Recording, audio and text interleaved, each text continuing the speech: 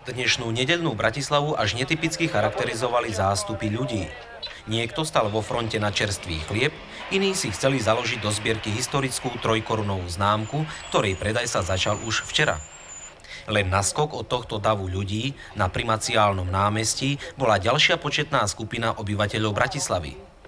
Presne na pravé poludnie tu skladalo sľub 140 novoprijatých príslušníkov mestskej polície a 65 požiarníkov mestského požiarného zboru. Ako paradox umocnený na druhu možno nazvať ďalšie dve skutočnosti, ktoré sa stali v dnešnej, ešte takmer novoročnej Bratislave. Približne o 10. hodine vznikol požiar v budove posádkového veliteľstva a vojenskej polície na ulici za kasárňou číslo 3. O približne 2 kilometre ďalej nastal výbuch v súkromnej predajni Extra 7 na Krížnej ulici. Čiže kým policajti a požiarníci skladali sľub, v meste sa diali udalosti, ktoré s ich činnosťou úzko súvisia. Tým však nechceme povedať, že to nebola zhoda náhod. Skôr by sa tu žiadalo iné zamyslenie. V prípade požiaru treba mestský požiarny zbor pochváliť, pretože už o 11. hodine požiar lokalizovali.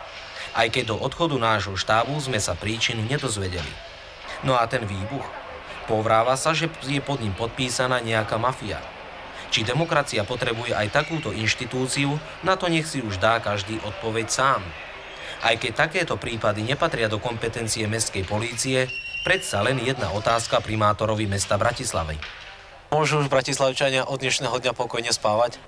No tak samozrejme, že spôsob zasahovania mestskej polície a tak ďalej sa nejako vyvíja. To zlo si samozrejme hľadá stále nové a nové kanály, takže nemôžno predpokladať, ale som presvedčený, že keby tu mestská polícia, tak by naozaj veľmi, veľmi zle museli spávať bratislavčania, tak to je to o niečo lepšie. Ja by som aj touto cestou chcel poprosiť jednak o trpezlivosť s tým našim rastom a na druhej strane aj o nejakú takú pomoc mestskej polícii, pretože pokiaľ sa nebude obyvateľ Bratislavy spoliehať na to, že je tu k dispozícii vôbec akákoľvek sila, ktorá tu chráni zákon, a ten zákon je predovšetkým treba dodržiavať, tak tá kriminalita bude rásť aj bez ohľadu na to, že tu bude mať veľké množstvo polície.